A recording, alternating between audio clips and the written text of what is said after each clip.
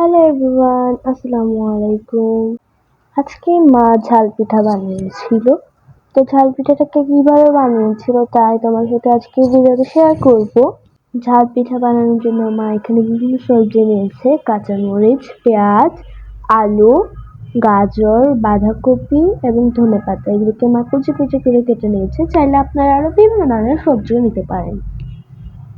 এরপর মা এখানে একটা বলে ১ চিমটি মসলা গুঁড়ি এবং ১ চা চামচ হলুদ গুঁড়ি দিয়েছে। এরপর এখানে মা গাজর কুচি দিয়ে দিচ্ছে, বাঁধাকপি কুচি দিয়ে দিচ্ছে, আলু কুচি দিয়ে দিচ্ছে আর পেঁয়াজ কুচি দিচ্ছে। এখানে কাঁচামরিচ এবং ধনেপাতাটা পরে দিবে।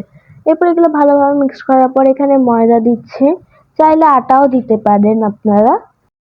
এরপর এখানে ২ টুকরো লেবুর রস দিচ্ছে। আপনাদের কাছে যদি টেস্টিং সল্ট থাকে তাহলে আপনারা টেস্টিং সল্টও ব্যবহার করতে পারেন, বাট বাসায় টেস্টিং সল্ট ছিল না তাই আমি এখানে লেবুর রসটাই ব্যবহার করেছি। এরপর এখানে ১ চা চামচ চিনি দিচ্ছি।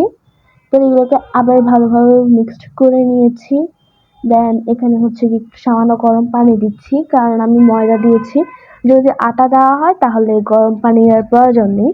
এরপর এখানে কেটে রাখা মরিচ এবং ধনেপাতাগুলো দিয়ে আবার ভালোভাবে মিক্সড করে নিয়েছি।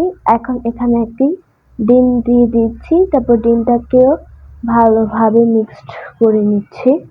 পিঠাটা সফট হওয়ার জন্য এখানে রান্নার তেল দিচ্ছি একটু। তারপর আবারও এটাকে ভালোভাবে মিক্সড করে নিচ্ছি। এটাকে মিক্সড করার পর ১০ থেকে ১৫ মিনিটের জন্য ঢেকে রেখে দিচ্ছি সফট হওয়ার জন্য। ১০-১৫ মিনিট পর এখানে আমি একটা কড়াইতে তেল বসিয়ে দিয়েছে, তেলগুলো গরম হওয়ার জন্য। আর এখানে একটু আটা দিয়ে দেখছিল তেলটা গরম হয়েছে কিনা। তেলটা গরম হয়ে যাওয়ার পর এখানে মা আটাগুলো একটু একটু করে দিয়ে দিচ্ছিল আর নেড়ে নেড়ে একটু লালচে করে ভেজে নিচ্ছিল। তারপর এগুলোকে ভেজে একটি ঝুড়িতে নিয়ে নিয়েছে। এভাবে বাকি সবগুলো পিঠাও ভেজে নিয়েছে। দেন এগুলো একটা প্লেটের মধ্যে সবগুলো নিয়ে নিচ্ছে। এরপর মা এখানে হচ্ছে গিয়ে পিঠাগুলোতে বিট লবণ একটু ছড়িয়ে দিচ্ছে যেন টেস্টটা অনেক বেশি হয়।